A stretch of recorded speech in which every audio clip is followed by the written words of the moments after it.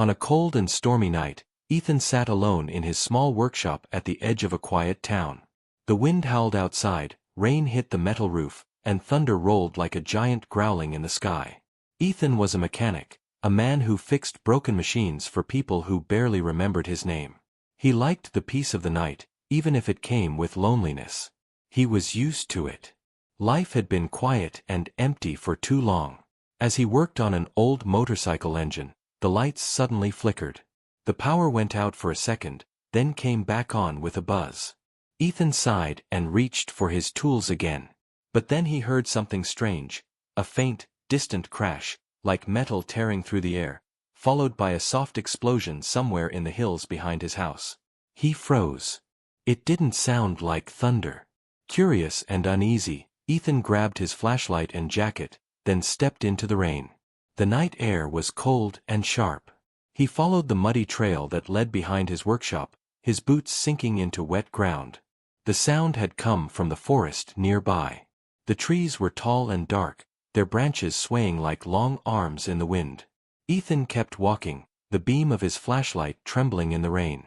After a few minutes, he saw smoke rising between the trees, a thin, glowing mist, almost blue. His heart beat faster. He thought maybe a small plane had crashed. But when he reached the spot, he stopped in shock. It wasn't a plane. It was something else. Half buried in the mud was a small metallic object, round, smooth, and glowing faintly from inside. It looked like a capsule, about the size of a washing machine, cracked open in the middle. Steam rose from it, and a strange humming sound came from deep inside. Ethan's first thought was, "This is military." His second thought was, "This doesn't look human."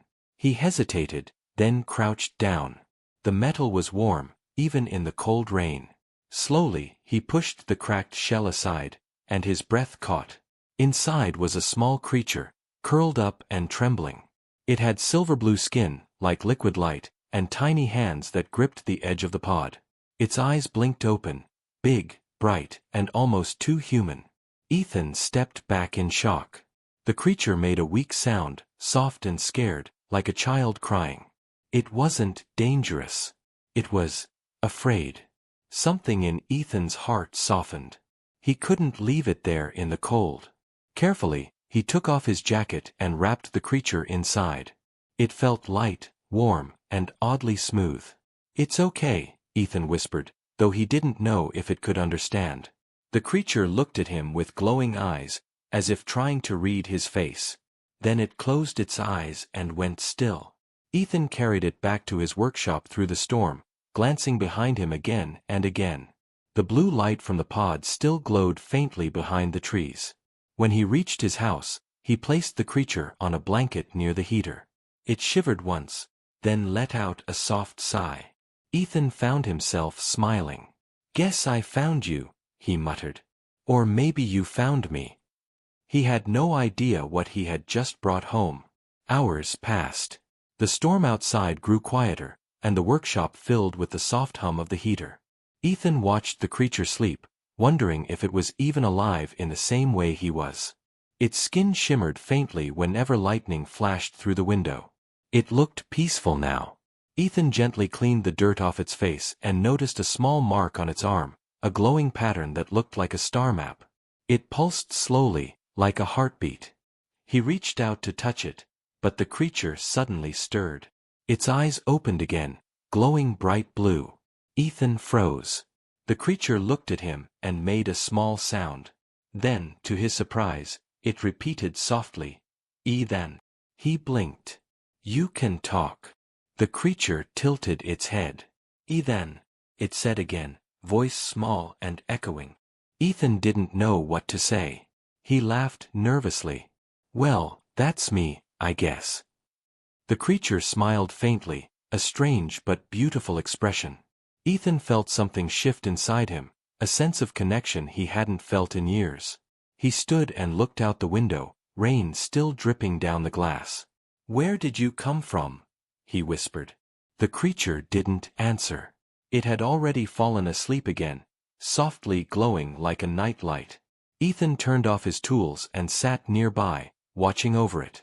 The night outside was silent now, too silent. No more thunder. No more rain. But far above the clouds, something moved in the darkness of space. A large shadow passed across the stars, a ship, sleek and black, orbiting quietly. Inside, a voice spoke through static, signal confirmed. The royal signature has been detected. The Empress's child is on this planet. Another voice replied, cold and metallic. Prepare a retrieval unit. No human must interfere. Down below, Ethan yawned, unaware that his life was about to change forever. He looked at the sleeping creature and smiled. You'll be safe here, he said softly. But outside, far above the sky, the hunt had already begun. Morning sunlight poured softly through the cracked window of Ethan's workshop, touching the metal tools, the dust, and the small creature lying on a folded blanket near the heater. The storm was gone, leaving behind a calm, damp silence. Ethan rubbed his eyes and looked at the creature. It was still there, real, breathing, glowing faintly like a tiny star. For a moment, he wondered if last night had been a dream. But then the creature's eyes opened, those same bright blue eyes that had spoken his name. Ethan, it said again, voice quiet and gentle. Ethan smiled despite his confusion. You remember me, huh? The creature tilted its head, blinking curiously. It seemed stronger now, sitting up slowly, wrapping its small silver hands around the edge of the blanket. Ethan poured some water into a bowl and placed it nearby. Here, he said. The creature stared at the bowl for a moment, then placed one finger in it. Instantly, the water began to glow with the same blue light that came from its skin. Ethan gasped and stepped back slightly. Okay, that's new. The creature giggled, a soft, musical sound that didn't seem human but somehow felt kind. Ethan laughed nervously and shook his head. Guess you're not from around here. The creature blinked again, almost as if it understood. Over the next few hours, Ethan began to see that the little being was learning, fast. It watched his every move, copying his actions like a curious child.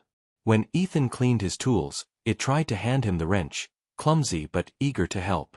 When he turned on the radio, it listened carefully, tilting its head at every word. Soon it began to repeat short phrases in its echoing voice. Tool, it said once, holding up a screwdriver.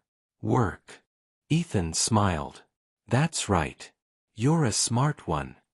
He decided to call it Luna, because of the soft glow that reminded him of moonlight. Luna, he said, pointing at it. That's you. The creature blinked twice, then smiled. Luna, it repeated proudly. Ethan chuckled. Perfect.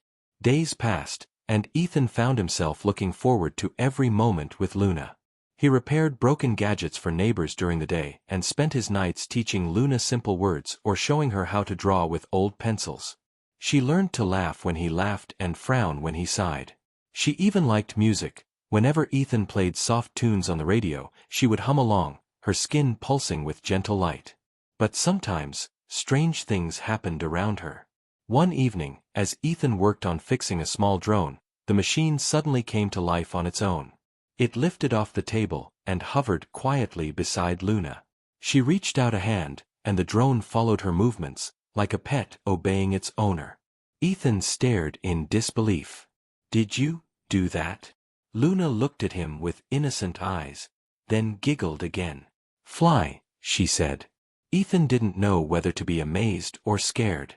Machines near Luna seemed to wake up, lights flickering, circuits humming as if drawn to her energy. You're full of surprises, Ethan whispered. That night, while they ate together, Ethan with his noodles, Luna with drops of water she turned into glowing mist, he turned on the TV. A news reporter spoke urgently. NASA confirms unidentified signals from deep space. Scientists say the source is moving closer to Earth. The nature of the signals is unknown. Ethan froze, spoon halfway to his mouth. Luna looked up at the screen, her eyes wide, glowing brighter than usual. Home, she whispered softly. Ethan looked at her. Home. You mean, that's where you came from? Luna didn't answer. She simply stared at the sky through the window, a sad expression crossing her face. That night, Ethan couldn't sleep. He kept replaying everything in his mind: the crash, the pod, the glowing skin, the signals from space. He knew Luna was special. Maybe too special. What if someone came looking for her? The thought made him uneasy. Around midnight, he heard a faint hum outside. He looked out the window but saw only darkness. The air felt heavier somehow. He turned back and saw Luna standing near the door, her eyes glowing brighter than ever. "What's wrong?" he asked. Luna looked scared. She pointed upward. "Watching," she whispered. Ethan frowned. "Who's watching?" Before he could ask again, the lights in the workshop flickered. His tools rattled slightly on the shelves. Then, as suddenly as it came, everything went quiet again. Luna turned to him and ran into his arms, trembling. Ethan held her close. "Hey, it's okay," he said softly, though he wasn't sure he believed it himself. He stayed awake the rest of the night, listening to the soft hum of the heater and Luna's quiet breathing. The next morning, Ethan went outside to check the crash site. The pod was gone. Only a circular mark remained in the dirt, surrounded by burned grass. His heart sank. Someone had been there. Maybe the military. Maybe someone, or something, else. He rushed back inside, breathing heavily. Luna was sitting by the window, tracing shapes on the fogged glass. She turned and smiled at him, but Ethan could see fear hiding behind that smile. He knelt beside her. "We need to be careful, okay? No more glowing, no more powers, at least not when people can see." Luna nodded slowly, her small hand touching his cheek. "Safe," she whispered. "You safe." Her words touched him deeply. Ethan realized she wasn't just learning from him, she cared about him. Somehow, this tiny creature from the stars trusted him more than anyone. That night, the workshop was quiet again. Ethan fixed an old lamp, and Luna sat nearby, humming softly. The world outside went on as usual. People sleeping, cars passing, stars shining. But something had changed. Ethan could feel it. He looked at Luna, glowing softly in the corner, and smiled. "You're not just from another world," he said softly. "You're a part of mine now." Luna tilted her head. "Family," she said suddenly, her voice gentle and true. Ethan froze. That word hit him harder than he expected. "Yeah," he whispered. "Family." They both sat in silence for a while, surrounded by the hum of machines and the warmth of quiet trust. But as the night deepened, far beyond the stars, a signal pulsed again, a beacon calling to someone across the galaxy. And somewhere in the darkness of space, a cold metallic voice replied, "Target located. Begin Phase 2. The night was cold and still, the kind of silence that made every small sound feel louder than it should. Ethan sat in his workshop, tightening the bolts on a generator, while Luna played quietly with a set of old metal gears. She arranged them in perfect circles, humming softly, her skin glowing in soft blue waves. It had been a week since the crash, and Ethan had started to forget what loneliness felt like. Luna filled the space with warmth and life. But that peace was fragile, and deep inside, Ethan knew it wouldn't last. Something about the missing pod and the strange signals on the news bothered him. It felt like the calm before a storm. Around midnight, the wind picked up again. Ethan noticed it first when the lights in the workshop flickered twice, then dimmed. The machines hummed for a few seconds before falling silent. He frowned and stood up. "Power grids acting up again," he muttered. But then he saw Luna's face. She wasn't just listening, she was scared. Her eyes widened, her glow dimmed. "Luna," Ethan said quietly. "What's wrong?" She pointed to the window with a trembling hand. Ethan turned his head and froze. Outside, in the distance near the tree line, two dark shapes moved slowly through the mist. They weren't animals. They were too tall, too steady. Each step they took left a faint blue shimmer in the air, like energy trails. Ethan's heartbeat quickened. He turned off the workshop lights instantly. The room sank into darkness, lit only by the faint glow from Luna's skin. "Lights off," he whispered. Stay quiet. Luna nodded, her small hands clutching his sleeve. Ethan peeked through the blinds. The figures were closer now, about 10 meters away. As they came into view, he saw that they were wearing black armor, sleek, metallic, and shaped like nothing made on Earth. Their helmets had narrow slits that glowed red, scanning the area with thin laser lines.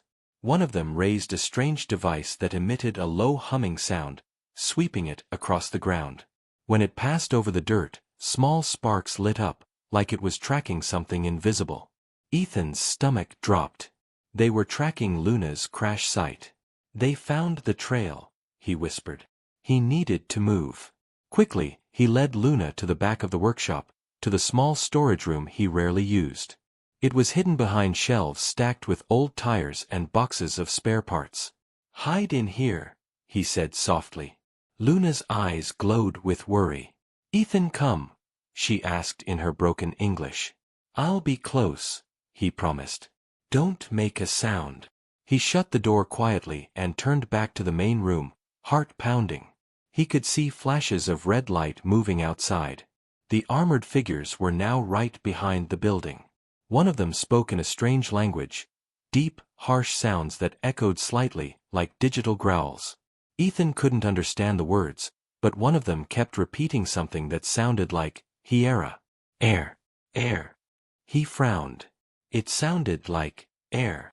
What could that mean? The door handle rattled suddenly. Ethan grabbed the nearest wrench and stood ready. The front door creaked open, and one of the figures stepped inside. It was over 7 feet tall, the armor reflecting faint red light. The other one followed, scanning the room with a wrist device. The first alien turned toward the floor near where Luna had been sitting earlier. The scanner beeped rapidly. Ethan froze. There, on the ground, was a single strand of Luna's silver hair, glowing faintly even in the dark. The alien picked it up carefully and pressed a button on his wrist. The device projected a small hologram of Luna's face above it. Ethan's blood ran cold. They were looking for her. Confirmed, the taller one said in a distorted robotic voice. Signature match. The royal heir was here. The other replied, signal decayed. She must have gone underground. Human interference possible. Ethan held his breath, staying behind a large toolbox. His mind raced. Royal heir? Luna was royalty. That explained the glowing mark, the ship, the strange voice that spoke from space. But what did that make him now? A kidnapper? A protector? He didn't have time to think. One of the aliens moved closer to his hiding spot. He could hear the faint hiss of air coming from the creature's suit. Its red visor turned toward him, and a small beam of light swept across the floor. Ethan gripped the wrench tighter. If they found him, he didn't stand a chance. But then, from the back room, there was a faint sound, a soft metallic clink. Luna. Ethan's heart nearly stopped. The aliens turned instantly toward the noise. Movement detected, one said. They raised their weapons, long, black rods that hummed with blue energy. Ethan acted on instinct. He grabbed a metal pipe from the workbench and threw it across the room. It clattered loudly near the door. Both aliens spun toward the sound. Intruder, one shouted. Ethan used the distraction to dart to the back room. He yanked the door open and whispered, Run! Luna looked confused but obeyed. They slipped out through the small back exit that led into the forest. Rain had started again, masking their footsteps. Behind them, the aliens shouted something in their strange language, followed by a flash of light that burned through the workshop wall.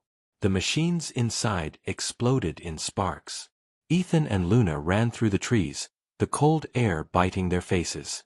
He could hear the hum of engines behind them, drones, fast and deadly. Luna looked terrified, her glow flickering weakly. Ethan, she gasped. They find us. Not if we move fast, he said, panting. Keep running.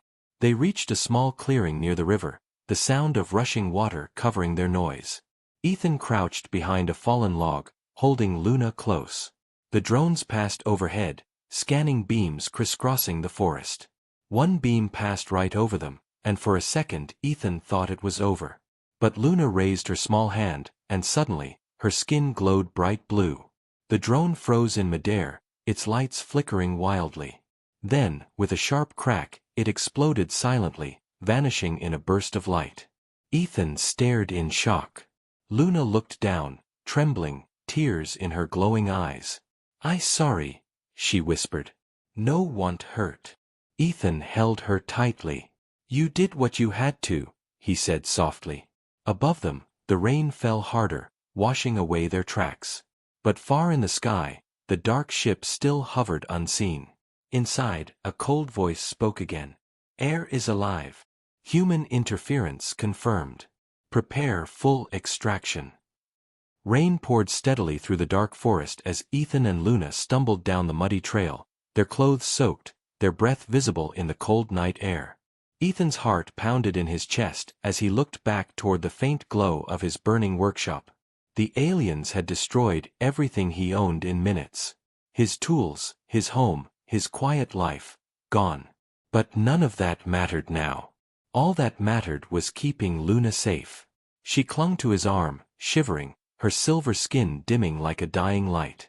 "It's okay," Ethan said between breaths. "We just have to keep moving." He didn't know where they were going, only that they had to get far from the town, far from the scanners, far from the glowing red eyes that had hunted them. They reached an old mountain path, the kind few people used anymore. The trees grew denser there, forming a thick canopy that hid the moonlight. Ethan stopped under a large rock ledge to catch his breath. "We'll rest here for a bit," he whispered. Luna nodded weakly, sitting beside him. Her glow was faint, her voice barely audible. "Ethan, they come again." He placed a hand on her shoulder. "I know. But I won't let them take you. I promise." She looked up at him, eyes full of trust, and he felt that same strange bond, the feeling that they were connected somehow, that fate had pulled them together for a reason he didn't yet understand. He tore a piece of his sleeve and wrapped it around a cut on her arm. When his hand brushed her skin, a spark of light flashed between them. For a second, he saw images in his mind: stars, ships, strange worlds covered in glass towers, and a woman's voice calling out a name he didn't recognize. He pulled his hand back, breath trembling. What was that? Luna shook her head slowly. "Memory," she whispered. "Yours and mine." Ethan didn't know what that meant, but before he could ask, the distant hum of engines echoed through the valley. He looked up sharply. Through the rain and fog, faint blue lights moved in the sky. "Drones. They're tracking us," he said, grabbing Luna's hand. "We have to go." They began climbing higher into the mountains, moving between the trees, slipping on wet rocks. The hum grew louder, closer. Ethan's legs burned from running, but fear kept him going. One of the drones passed overhead, scanning beams slicing through the fog. It stopped for a moment, hovering directly above them. "Down!" Ethan hissed, pushing Luna behind a boulder. The beams swept over their hiding spot, and for a heartbeat, Ethan thought they were safe. But then the drone's light turned red. It had found them. "Run!" he shouted. Luna's eyes flashed bright blue, and in an instant, the ground beneath the drone rippled like water. The drone's systems overloaded, it spun wildly, sparks flying, before crashing into the river below. Luna fell to her knees, exhausted. "No more," she whispered, clutching her chest. "Too weak." Ethan knelt beside her, his hands trembling. "You did great, Luna. But we have to keep going." He lifted her into his arms and carried her through the trees, his muscles aching, his breath ragged. Lightning flashed across the sky, revealing a narrow cave in the cliffside ahead. "There," he said, heading for it. Inside, the cave was cold but dry. He set Luna down and tried to make a small fire using whatever dry wood he could find. After a few tries, a faint flame flickered to life, casting warm light across the walls. Luna sat quietly, her eyes fixed on the fire. "They want me," she said softly. "They want take me home." Ethan looked at her. "Those things out there, they don't look like family, Luna. They look like soldiers." Luna hesitated, her small hands glowing faintly. Not them. Others. The ones who fight them. Mother calls them Dark Ones. They want me because I am key. Key. Ethan repeated. Key to what? She looked at him, her eyes full of sadness.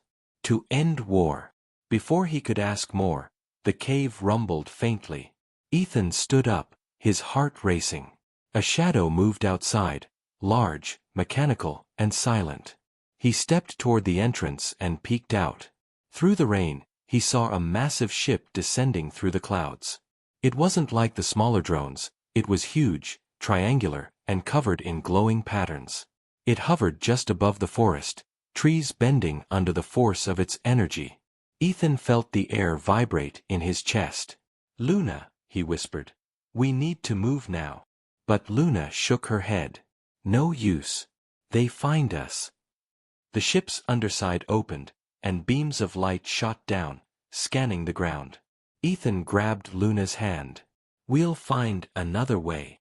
He ran deeper into the cave, hoping it led somewhere. The tunnel narrowed, twisting through the rock until they reached a hidden exit that opened into another valley. They stumbled out into the rain again, breathing hard. Behind them, the sky was alive with blue light. The ship was lowering something, metallic pods falling toward the ground. The pods hit the earth with a heavy thud, splitting open to reveal tall armored figures stepping out. Ethan cursed under his breath. They're everywhere.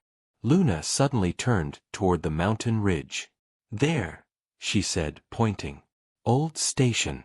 Safe there.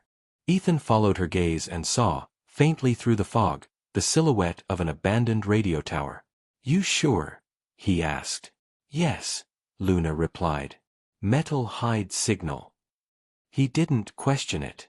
Together they made their way toward the tower, climbing over rocks and roots, lightning flashing all around them. When they finally reached it, Ethan led Luna inside the rusted structure. It smelled of dust and rain, but it was sturdy. He sat her down and took out a blanket from his pack, wrapping it around her shoulders. You'll be okay, he said, trying to sound calm. She nodded, her light flickering weakly. Outside, the sound of engines faded. For a moment, Ethan thought they might actually be safe. Then, suddenly, the radio equipment in the room crackled to life. A voice came through, cold, distant, and powerful. To the human protecting my child, it said. You do not know what you hold. Ethan froze. Luna looked up at the speaker, eyes wide. Mother, she whispered. The voice continued, return the heir to her rightful place, and your planet will remain unharmed. Ethan stared at the radio in disbelief. Who are you? He shouted. The voice replied, calm but commanding, I am the Galactic Empress. You have my daughter. Luna's eyes filled with tears. Mother, I'm sorry. The signal flickered, and the voice grew faint. We are coming. Then the radio went dead. Ethan turned to Luna, who looked both relieved and afraid. He could hardly breathe. The Galactic Empress. Her daughter. Royal heir. Suddenly, everything made sense.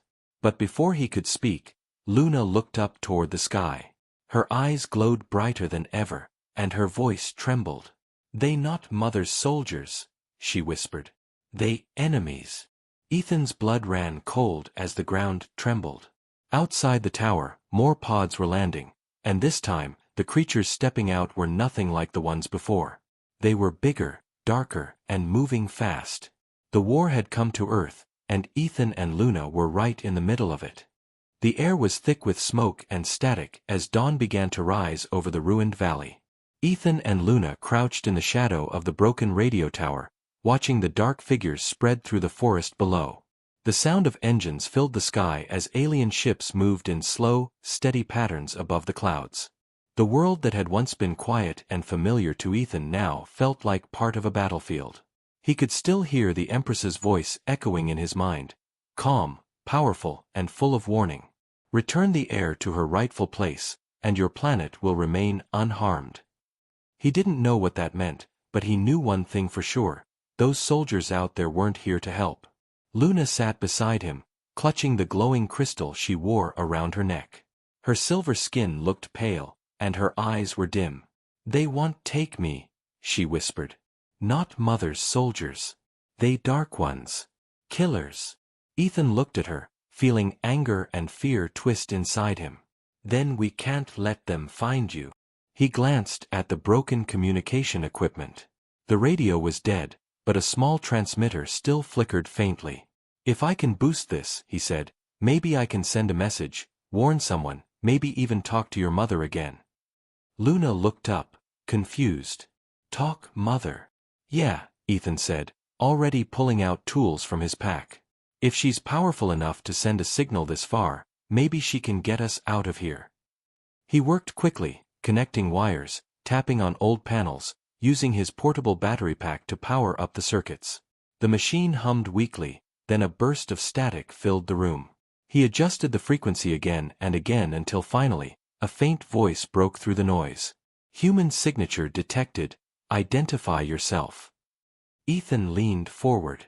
"This is Ethan Cole. I'm with someone named Luna. She says she's the daughter of the Galactic Empress. We're under attack by hostile forces." There was silence for a moment, then the voice returned, clearer now, firm and official. "Transmission confirmed. Stay where you are. The Empress's fleet is en route." Ethan looked at Luna. "They heard us," he said with relief. But Luna's face didn't brighten. She shook her head slowly. "Too late," she whispered. He frowned. "What do you mean?" The ground suddenly shook beneath them. Dust fell from the ceiling. Ethan ran to the doorway and looked outside. A massive black ship was descending through the clouds, different from the others, darker, heavier, with red energy flowing through its hull like veins of fire. "Oh no," he breathed. "They found us." He grabbed Luna's hand. "We have to move." They sprinted out of the tower as beams of red light shot down from the ship, scorching the ground where they had just been. Explosions tore through the forest, trees bursting into flame. Ethan and Luna ran through the smoke, coughing, stumbling over roots and rocks. Behind them, the black armored soldiers appeared again, moving like shadows through the chaos. "Stop!" one shouted in a deep metallic voice. "Surrender the air." Ethan fired his old rifle toward them, bullets bouncing harmlessly off their armor. He cursed under his breath. "That won't work," Luna said. Her eyes glowed faintly as she lifted her hand. A pulse of blue energy rippled outward, hitting one of the soldiers and sending him flying into a tree. But the effort drained her instantly. She fell to her knees, gasping. Ethan lifted her up and kept running. "You can't keep using your powers," he said. "You'll kill yourself." She looked at him weakly. "No choice." They reached a rocky ridge that overlooked the valley. From there, Ethan could see the destruction spreading below. Alien ships hovering over burning trees, soldiers searching, and above it all, the massive flagship casting its shadow over the land. "There's nowhere left to go," he muttered. Luna turned toward the sky, her eyes reflecting the glow of the ship. "Mother will come," she said softly. Ethan looked at her, unsure whether to believe that. "She better hurry." Suddenly, a deep hum filled the air. A beam of light shone down from the enemy ship, striking the ground just a few meters away. The air shimmered, and a large hologram appeared, tall, regal, and terrible in its beauty. It was a woman with silver eyes and a crown made of light, wearing armor that glowed like the stars. Ethan recognized her instantly. "That's her," he whispered. "The Empress." The hologram turned, her eyes locking on Luna. "My child," she said, her voice calm but filled with power. "You must not run. You are in danger. The enemy seeks your power to awaken the gate." Ethan stepped protectively in front of Luna. "Wait, you're real? You can see us." The Empress's gaze moved to him. "Human. You have protected my daughter. For that, you have my gratitude. But you do not understand what you hold." Ethan clenched his fists. "Then explain. Why are they after her? Why are they destroying everything?" The Empress's image flickered slightly, static distorting her features. My daughter carries the core of the Celestial Gate, a source of power that can reshape entire worlds. She was sent away when war reached our home. But the enemy found her trail. They will not stop until they possess it. Ethan turned to Luna, shocked. You're saying she has something inside her that can destroy planets? Not destroy, the Empress corrected. Renew. But in the wrong hands, it becomes a weapon of extinction.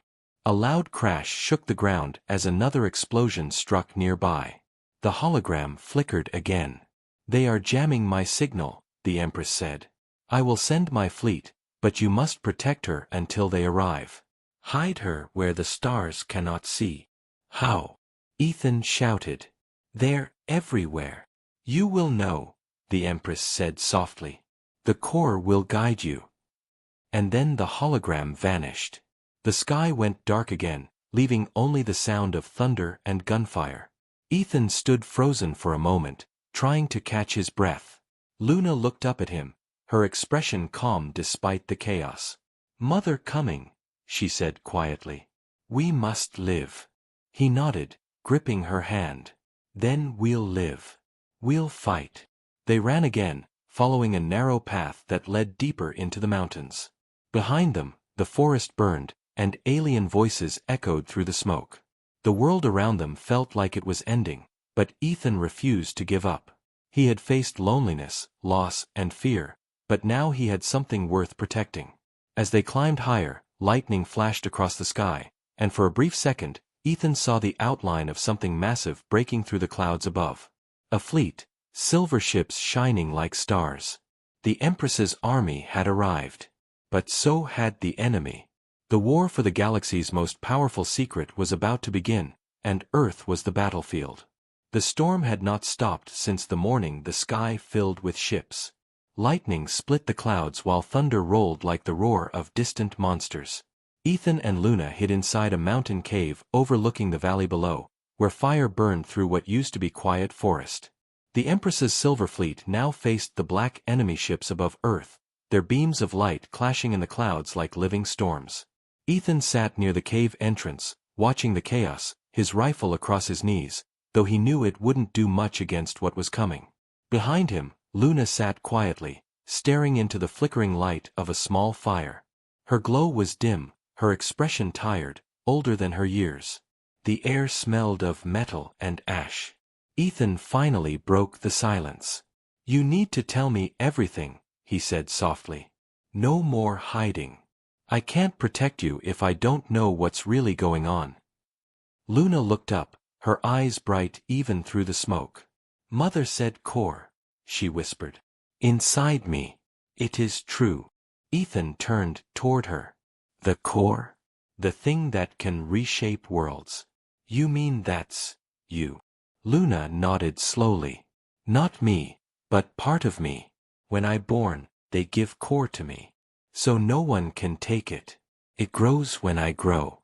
It feels when I feel. Ethan's mind spun. So that's why they're after you. You're not just the Empress's daughter, you're holding the most powerful thing in the galaxy inside you. Luna looked down, her voice trembling. If they take it, they kill all. Mother's world, your world. All gone. Ethan rubbed his face with his hands.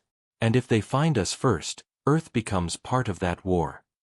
He looked out at the burning valley again. They'll kill millions without even blinking. Luna's small hand reached out, touching his arm gently. Ethan, save me. I save you. He looked at her and saw not an alien heir, not a cosmic weapon, but a frightened child who trusted him completely. We'll get through this, he said. I promise. Suddenly, a bright flash lit the sky, followed by a sound so deep it shook the ground. Ethan ran to the cave entrance again and saw one of the silver ships spiral out of control, crashing into the mountainside below. The explosion sent a wave of heat up the rocks. Luna gasped, her eyes glowing brighter. Mother's soldiers fall, she whispered. They need help. No, Ethan said quickly, pulling her back. We can't go out there. They'll find us. But Luna shook her head. We can hide forever, or we fight.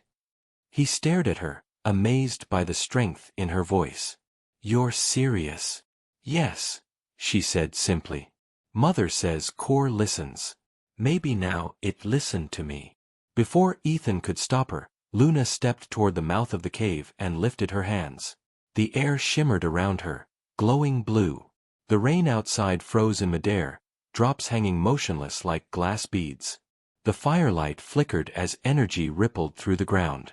Ethan watched in disbelief as Luna's eyes turned completely white. Luna, what are you doing? He shouted over the rising hum. She didn't answer.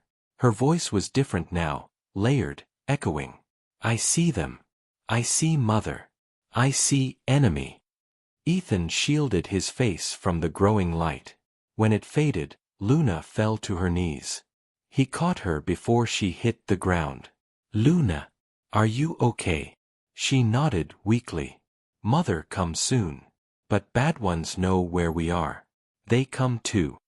Ethan's stomach dropped. How soon? She looked at him with tired eyes. Now. A deep rumble echoed through the mountains.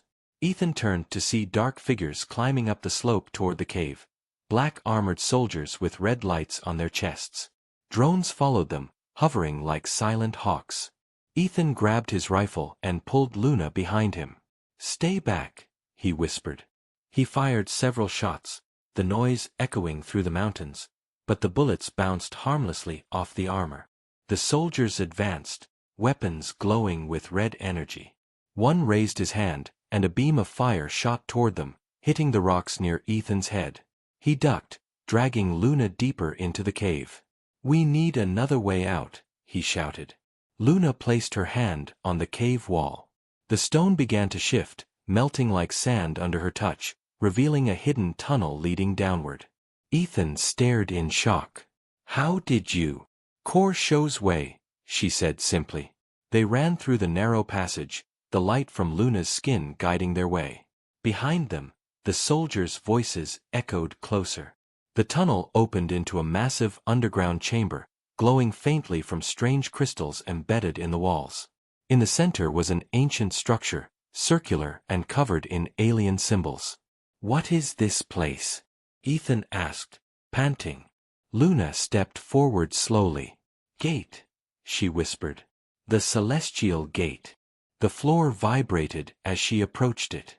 The crystals on the walls began to pulse, responding to her presence. Luna, stop. Ethan called, but she didn't. Her eyes glowed again, and light filled the chamber. Images flashed around them, stars, worlds, cities floating in the void. Then the images focused on one world, shining like a pearl. Home, Luna said softly.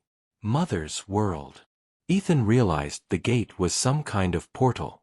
Can it take you there? She nodded. Yes. But I need power. Mother's ship must connect. If enemy connect first, then what? Ethan asked. Then everything dies.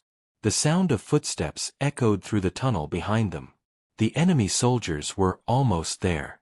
Ethan ran to the gate's edge and looked around. How do we activate it? Core must open, Luna said. Only me. Ethan's eyes widened. Wait, you mean you have to, she smiled sadly. I do this, you live. Mother live. All live. No, he said sharply. There has to be another way. Luna stepped closer and placed her glowing hand on his chest. Ethan, family, she whispered. His throat tightened. Don't you dare say goodbye. No goodbye, she said softly. See you in stars. Before he could stop her, she walked to the center of the gate. The crystals pulsed faster, filling the chamber with blinding blue light. The enemy soldiers burst through the tunnel, firing, but their weapons melted in midair as the energy grew. Ethan shielded his face, shouting her name. Luna.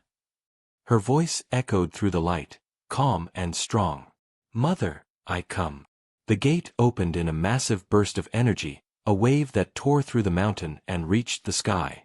From above, the Empress's fleet saw the light and sent their signal to lock on. A beam of silver light shot down from orbit, connecting with the gate.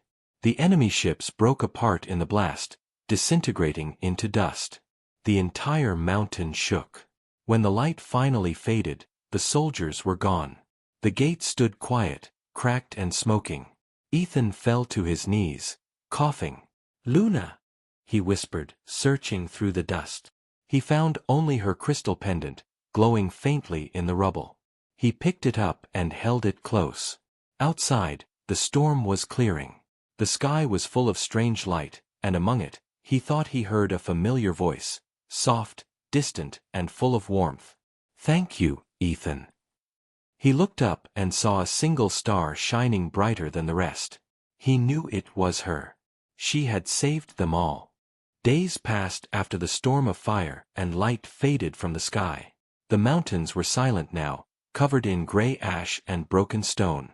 Ethan wandered through the ruins with Luna's pendant clutched tightly in his hand.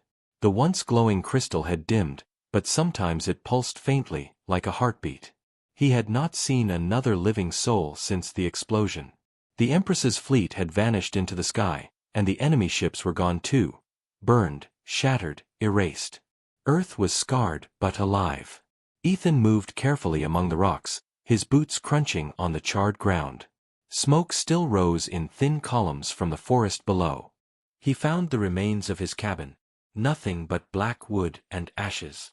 He stood there for a long time, unable to speak. The silence pressed on him, heavier than the smoke.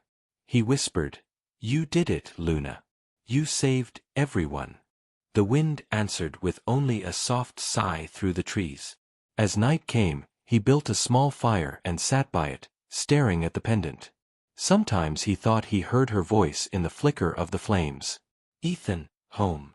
But he didn't know if it was real or just the memory of her voice echoing in his mind. He slept lightly, haunted by flashes of blue light and her face fading into the stars. The next morning, he woke to a sound that made his heart pound, something humming in the distance. He grabbed his rifle and stood up. A silver glow appeared over the ridge, moving slowly toward him. Ethan crouched behind a rock, ready to fight, but then he saw what it was. A small drone, unlike the enemy machines, floated above the ground. Its surface gleamed like liquid metal. When it stopped in front of him, a soft voice spoke from within it. "Human Ethan Cole. You are recognized by decree of the Empress." Ethan froze. "What?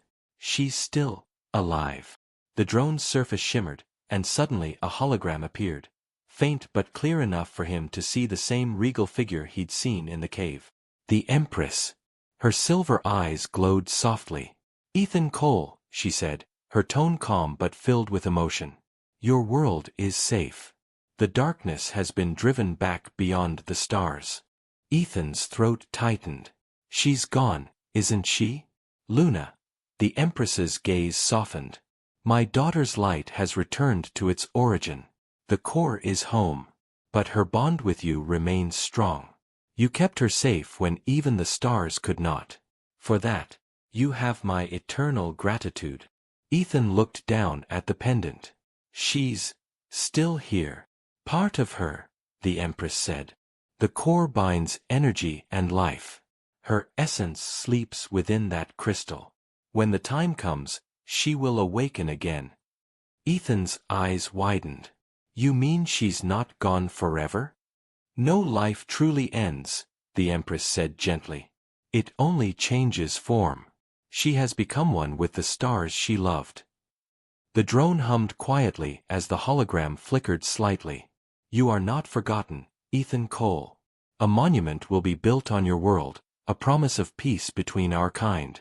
But your journey is not yet finished." Ethan frowned. "What do you mean?" "There are remnants of the darkness still hidden on your planet," the Empress said. "They seek to rebuild what was lost. You have seen their power. You understand their danger. You will be our watcher."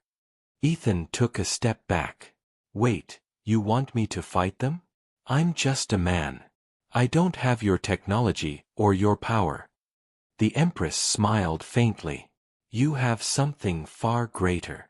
Courage. and the trust of my daughter. The drone opened, revealing a small metallic device inside, a bracelet-like band engraved with alien runes. This will guide you. It connects to Luna's essence. Through it, she will help you see what others cannot. Ethan hesitated, then reached out and took it. The metal felt warm, pulsing gently with the same rhythm as the pendant. If she's still out there, he said softly, I'll find her. I promise. The Empress's image began to fade. You already have. Look to the stars when you doubt, and you will feel her light. The drone powered down, leaving Ethan alone again with the fire. He turned the bracelet in his hand, feeling the faint hum of energy. It was strange, comforting, and alive. As night fell once more, he stood on the ridge overlooking the horizon. The stars were bright tonight, clearer than he had ever seen them. One of them, far brighter than the rest, shimmered with a soft blue light. Ethan smiled. Hey Luna, he said quietly. Guess it's just me again. But I'm still here. The wind shifted, and for a brief moment he heard a faint giggle, a sound like a child's laughter carried by the breeze.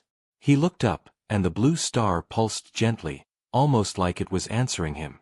Over the next few weeks, Ethan began to travel. He fixed old communication towers, restored broken settlements, and helped survivors rebuild. But everywhere he went, strange things began to happen. Machines would power on without fuel.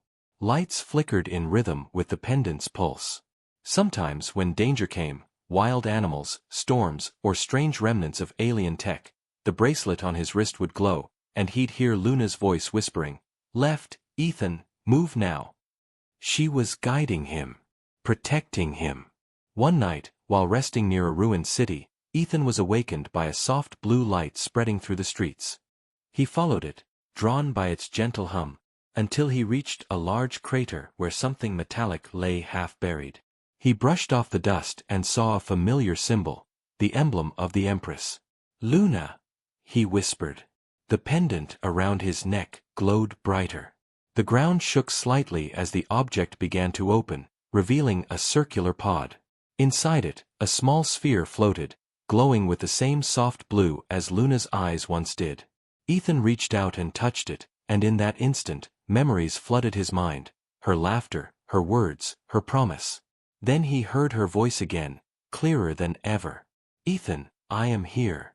The core remembers. He stumbled back, eyes wide. Luna. How? The sphere hovered higher, light swirling around it. I cannot come as before, she said, her voice full of warmth. But I can help you. Together, we guard this world.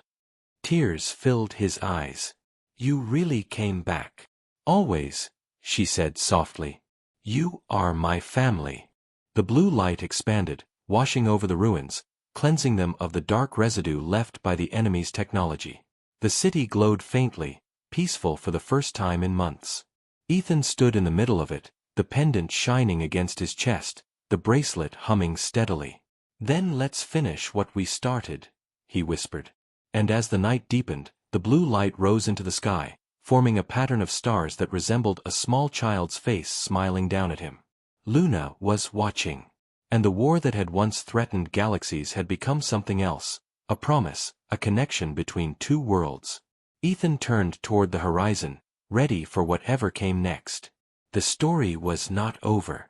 It was only beginning again, beneath the endless stars. The months turned into years, but Ethan never stopped searching the skies. The world had begun to heal, slowly and painfully, from the battle that had once torn it apart. The scars of fire and metal had faded beneath new green growth, and the sky, once filled with smoke and alien light, now shimmered with peace. People whispered about the strange man who traveled across the lands fixing machines no one else understood, who carried a pendant that glowed like a star and wore a bracelet that hummed softly when danger approached. They said he talked to someone who wasn't there, someone from beyond the stars. Most didn't believe it. But Ethan didn't care. He knew Luna was with him. Sometimes at night, when the world was quiet and the stars shone like 1,000 candles, he would hear her soft voice whispering in his mind, "Keep walking, Ethan, light ahead." It was never loud, never frightening, just gentle, guiding him toward places he didn't understand until he reached them. Once, she led him to a desert where broken alien machines lay buried under sand. He spent days digging through the wreckage until he found a power core, still glowing faintly. When he touched it, the bracelet on his wrist sparked with blue light, and Luna's laughter echoed softly around him. "Good job, Ethan," she said. He smiled every time he heard her. Over time, Ethan began to rebuild pieces of what the war had left behind. He connected communication towers using the alien energy from Luna's core. He taught survivors how to harness that power safely, to grow food, to clean water, to light cities again. The world was changing, becoming something new, half human, half alien. But sometimes at night, he wondered if peace would last. He could feel it, the quiet tension under the soil, a whisper of darkness that refused to die completely. One evening, while working near the coast, Ethan saw something strange in the water. The waves shimmered with a red hue, faint but growing stronger. The bracelet on his wrist pulsed rapidly. Luna's voice whispered sharply, "Ethan, danger!" He backed away from the shore as the water began to boil. From beneath the surface, dark shapes emerged, sleek machines with glowing red cores. "Remnants," he muttered. The last of the enemy's forces, hidden for years, had awakened. The machines rose higher, their red lights piercing the fog. Ethan ran to a nearby cliff and activated a beacon from his pack, sending a blue flare into the sky. "Come on, Luna," he whispered. "I need you." The pendant glowed bright blue, and a beam of light shot from it into the air, forming a shimmering ring above him. The sound of humming filled the air, deep and powerful. From within the light, a familiar voice spoke, calm, clear, and full of warmth. "Ethan, I am here." Luna's presence surrounded him like a wave of soft energy. He could almost see her outline forming in the light, a small figure, silver and bright. "They want to open another gate," she said urgently. "We must stop them." "How?" he asked, gripping his rifle though he knew bullets meant nothing against machines like these. "The core can stop them, but it must connect to their power," Luna said. "You must bring me to them." Ethan looked down at the glowing pendant. "You mean the crystal?" "Yes," she said softly. "It holds me now. Together, we end this." The red machines advanced toward the cliffs, energy weapons charging. Ethan ran down the rocks, sliding and stumbling until he stood at the shore. He held the pendant out, and it pulsed brighter with every step the enemy took. "All right, Luna," he muttered. "Let's finish what we started." The air shimmered as blue light burst from the pendant, spreading across the sand. The machines fired, but their beams dissolved in midair as the light met them. The water around Ethan began to glow, turning the sea into a swirling vortex of blue and red. The two forces clashed with a deafening roar. Ethan fell to his knees, covering his ears, the bracelet on his wrist burning hot. "Luna," he shouted. "What's happening?" Her voice came through, calm despite the chaos. "Do not fear. I am here." The light from the pendant grew blindingly bright, shooting upward like a pillar that split the sky. The red machines screamed, their cores cracking and exploding one by one until the entire shoreline erupted in flashes of blue energy. The blast threw Ethan backward into the rocks. When the light faded, the sea was still again. The red glow was gone. The machines were nothing but ashes dissolving into the waves. Ethan groaned and sat up slowly, his body aching. The pendant lay beside him, still warm. He picked it up carefully, whispering, "Luna?" There was no answer, only the soft hum of the wind. For a moment, his heart sank, until he noticed the stars above. The sky was no longer dark. Dozens of blue lights shimmered in perfect harmony, forming patterns that looked like symbols he had once seen in Luna's drawings. Her voice finally returned, faint but peaceful. "It's over, Ethan. The darkness sleeps. You did it." He smiled, though tears blurred his vision. "No, Luna. We did it." The wind carried her laughter again, soft and sweet. "Rest now, Ethan. The stars will guard you." He lay back on the sand, watching the blue lights move across the heavens like gentle waves. In the following days, the sea returned to normal, calm and clear. People began to arrive, drawn by stories of the glowing coast. They found Ethan there, alive but changed, his hair streaked with silver, his eyes reflecting faint blue light. When they asked him what happened, he only said, "She saved us again." Years later, legends grew around him. Some called him the Star Guardian, others the Last Keeper. No one knew for sure what had truly happened that night, but when the stars shone blue over the sea, people swore they could hear a girl's laughter on the wind. Ethan lived quietly by the coast, keeping Luna's pendant and bracelet close. On clear nights, he would sit by the water, look up at the stars, and say softly, "I hope you're happy up there, kid." And sometimes, when the tide glowed faintly blue, he could almost see her reflection beside him, smiling, bright, alive. One evening, many years later, as the world continued to heal and grow, Ethan walked to the edge of the shore for the last time. The sky was filled with blue starlight. He looked up, the pendant glowing faintly in his hand, and whispered, "I'm coming home." The light surrounded him, warm and familiar. And when the morning came, the people who found the beach saw only a faint shimmer on the sand. Two glowing symbols, side by side. One shaped like a star, the other like a human hand. The story of the man who adopted a lost alien and saved two worlds became legend. But those who looked at the night sky knew the truth. Somewhere among the stars, a man and a child of light traveled together again, guardians of peace between galaxies, forever watching, forever united beneath the endless blue glow of eternity.